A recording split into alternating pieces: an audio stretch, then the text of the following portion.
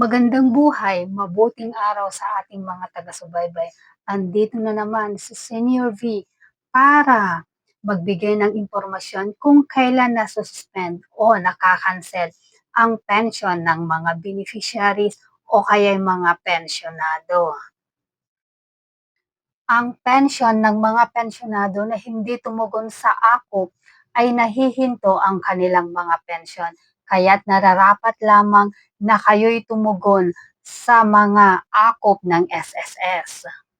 Ang SSS ay magpapadala ng notice sa mga pensyonado na hindi tutugon sa AKOP na kanilang isususpende muna ang kanilang pensyon hangga't hindi nila naisasubmit ang kanilang mga AKOP form at ang mga required document sa pagtugon ng AKOP. Ito ay ginagawa ng SSS through text, email, o kahit na anong paraan para ma-notice ang mga pensyonado para sa kasuspension ng kanilang mga pensyon. Ano-ano naman ang grounds for suspension ng mga pensyon? Ang una ay ang death of pensioner na walang death certificate. Pangalawa ay walang dokumentong nagpapatunay ng pagkakakilanlan ng pensyonado. Walang ID maipapakita. Kaya yung mga iba dyan nang wala pang ID, kumuha kayo ng PhilSys ID. Meron din akong tutorial kung paano kayo kumuha ng PhilSys ID para sa iyong pagkakakilanlan, para hindi ma-stop ang iyong mga pension sa SSS. At ang pangatlong grounds for suspension of pension ay ang kahina-hinalang pag-claim ng pension. Kaduda-dudang pag-claim ng pension. At ang sunod na suspension ng SSS pension ay wala ang pensioner noong bumisita ang mga SSS staff sa address na ibinigay nito. 'Di ba sa AKOP merong address na binibigay doon. Kung mali or hindi yun ang tamang address at binisita ka ng isang SSS staff at wala ka doon, masususpend ang iyong pension. Isa pang dahilan ng pag-suspend ng pension ay hindi kilala ang pensioner sa address na ibinigay nito. O kaya naman, ang pensioner ay hindi mahanap sa address na ibinigay nito. O kaya ang pensioner ay lumipat sa ibang lugar at hindi niya ni-notify ang SSS through AKOP.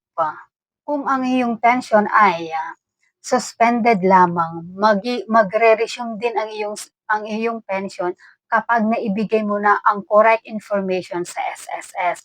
Pero kung ang grounds ay cancellation, hindi na yan maibabalik tulad ng mga sumusunod. Ang unang grounds for cancellation ay ang pagkamatay ng pensionado. Siyempre, kapag namatay na ang pensionado at mayroong death certificate na naisubmit na sa civil registrar o kaya sa PSA, automatic na cancel na ang pension ng isang pensionado.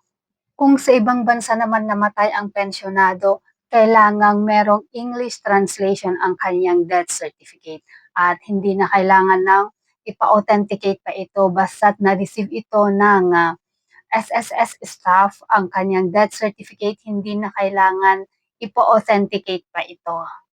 Makakancel din ang pensyon ng isang survivor pensioner kapag siya ay nag-asawang muli o kaya cohabitation o kaya nakipag-live-in na, nagkaroon na ng panibagong karelasyon at nagsasama na sila, makakancel ang pensyon ng isang survivor pensioner.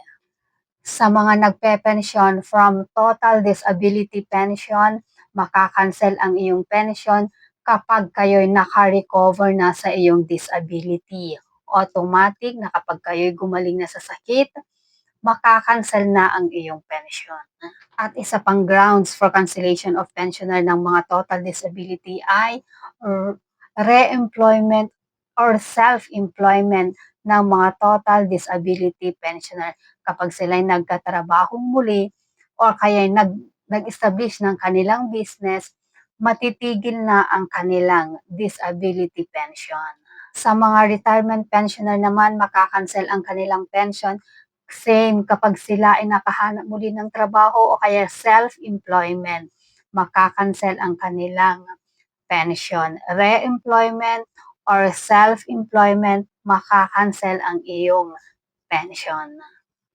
Sa mga dependent child or children na nagpe-pension mula sa kanilang mga yumaong ina or ama, matitigil ang kanilang pension kapag mismo ang dependent child or children ay namatay. Death of dependent child or children. At isa pang cancellation ng pension ng mga dependent child or children ay kapag 6 months na tuloy-tuloy na silang nagtatrabaho.